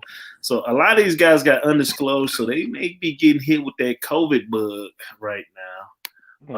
BYU, Ellis, the DB, he is questionable for this game. Cosper, he's out for the season. He's been out. Romney, he wide receiver, he is questionable for this game. So Arizona State got a lot of injuries right now, which is probably explaining why that game against UNLV was close before they took off and actually won at 37-10. While BYU, again, they upset a Utah squad that I don't think was really talented. Get to these actual factors real quick. The under for Arizona State has hit 6 out of the last 8. Arizona State's 4-1 straight up in the last 5 games this season. The overs hit 5 out of the last 5 when Arizona is on the road. They are 6-1 straight up in the last 7 games played in the month of September. 1-5-3 against the spread in the last 7 games played during week 3. BYU, the total's gone under 5 out of the last 5. They're 13-1 straight up in the last 14 games. 10-0 straight up in the last 10 games at home. The unders hit 11 out of the last 13 against a Pac-12 opponent. And they are 8-1 straight up in the last 9 games when playing on Saturday, and 5-1 against the spread in the last 6 games when playing as an underdog. Arizona State traveling to BYU, take on the Mormons. Marley, what you got? This was a tough game for me. I like Herm Edwards. That's my guy, honestly. We play to win this game. Hello. I love that shit. But I like this BYU team. I think they're a little underrated because of Zach Wilson's departure, and so I think a lot of people think they was Zach Wilson and that's it. But I like the running back. I think it's pronounced Algier. I don't know how they say it. And the receiver, Kyle. Algier has been 44 carries, 196 yards. The receiver, Powell, 11 receptions, 145 yards, 3 TDs, and a Hall, a quarterback, 36 to 58, 347 with 5 TDs. And I like Jay Daniels, quarterback for Arizona State, athletic speedster, but his QBR is at 50. And they rely a lot on his scrambling things and whatnot, but BYU is a very disciplined team.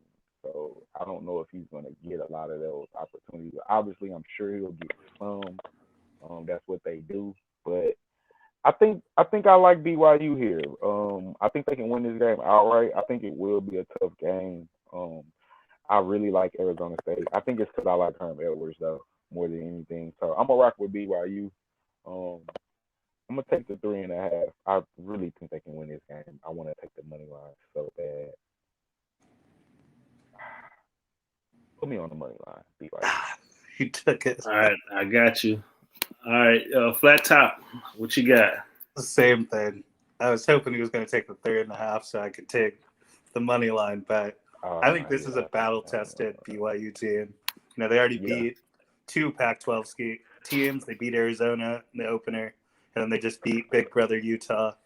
I think, like Marley said, the departure of Zach Wilson is kind of hanging. They're not giving him credit.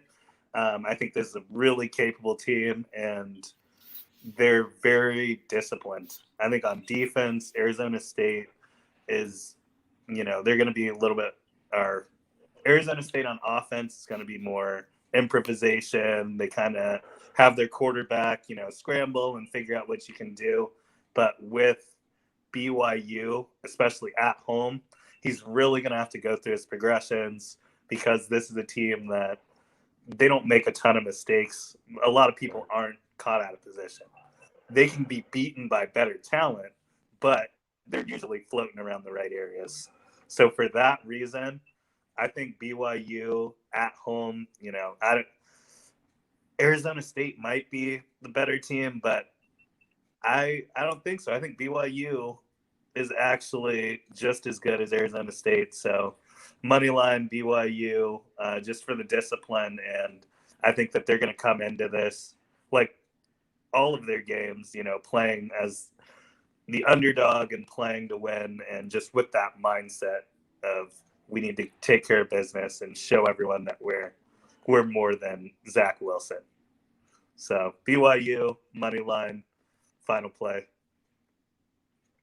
All right, I got you. Yeah, this is a tricky one. The thing that scares me is BYU coming off that emotional rivalry game. This is typically a letdown spot for them, which is why that spread's there. But my concerning factor is Arizona State has a lot of injuries, man. They have a lot of injuries. Definitely need to look into them, see, how many of these guys are starters or the number twos, because, Herm Edwards, being the NFL guy, he knows that, hey, man, we gotta, have a lot of rotation, especially in the front seven on defense. What concerns me is the passing game for Arizona State. Week one against Southern Utah, they had a 199 in the air, but 222 on the ground.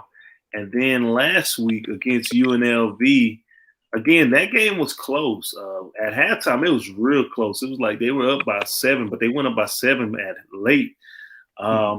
Offensive passing yards for that game, they had 175, while the rushing was at 287. So I don't know if they were overlooking UNLV to get ready for BYU.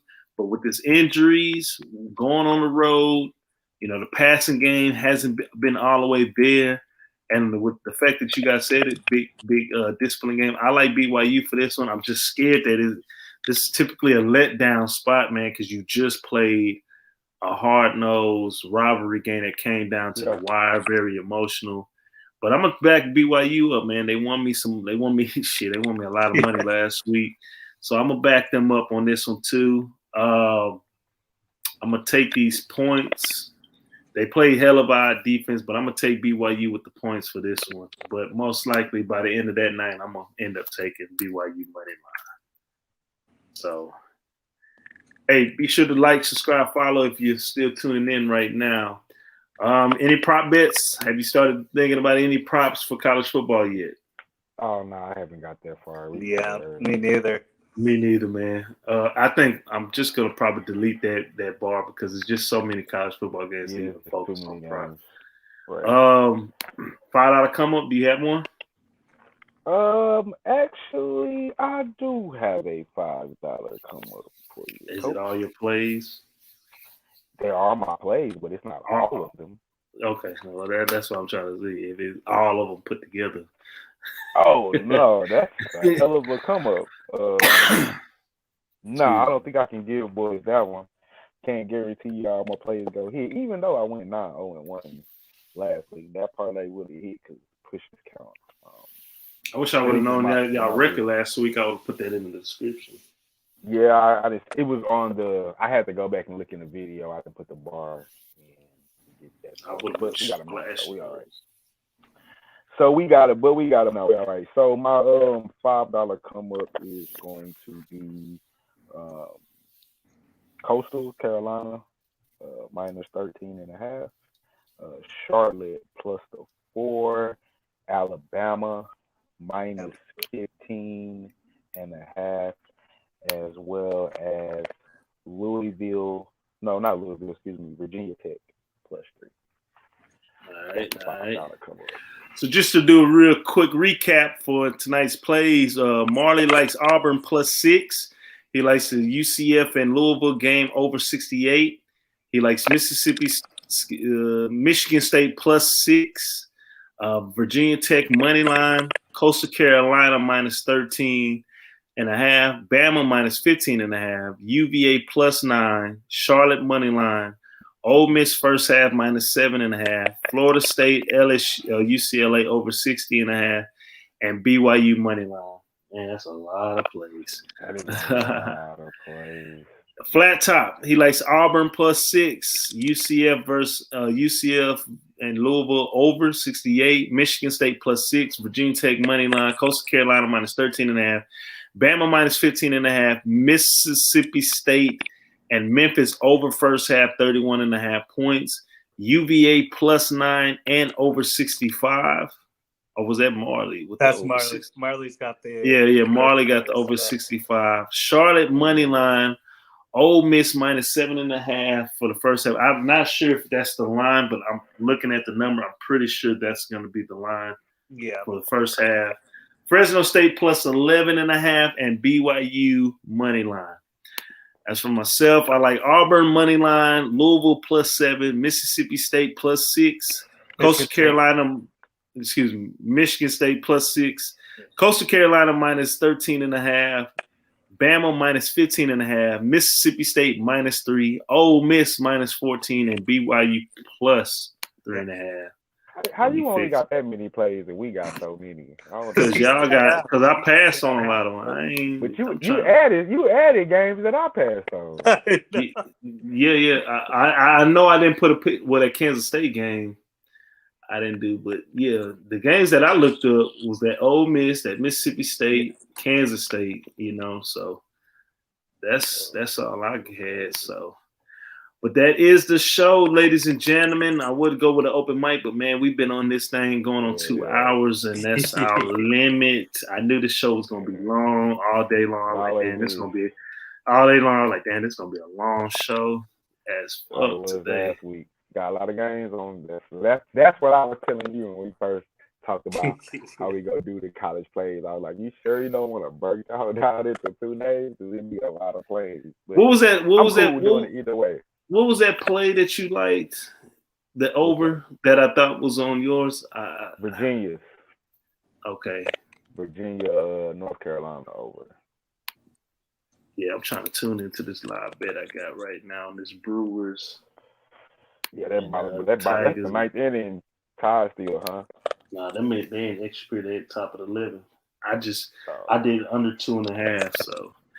But that is our show, ladies and gentlemen. We appreciate y'all tuning in. We will break these videos down individually and post them so you guys can have a quick go-to. I am the coach coming off this COVID. We got Marley Betts and a special guest tonight, Flat Top, who is on fire right now in college football. We appreciate you guys tuning in. Be sure to like, subscribe, follow. And as Marley like to say when we get to these games, let's beat Vegas. We out this motherfucker.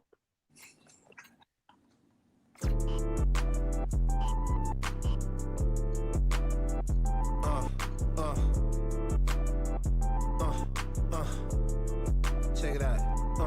Look, we from the bottom, ain't no problems. We gon' make a way. Got no coach on the field, but we